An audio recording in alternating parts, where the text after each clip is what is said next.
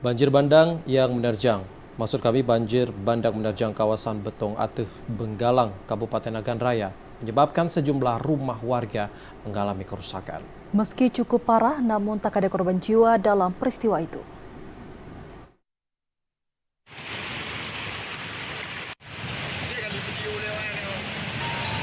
Cepat menerjang rumah warga di Gampung Belang Merandih, Kecamatan Betung Ateh, Benggalang, Nagan Raya.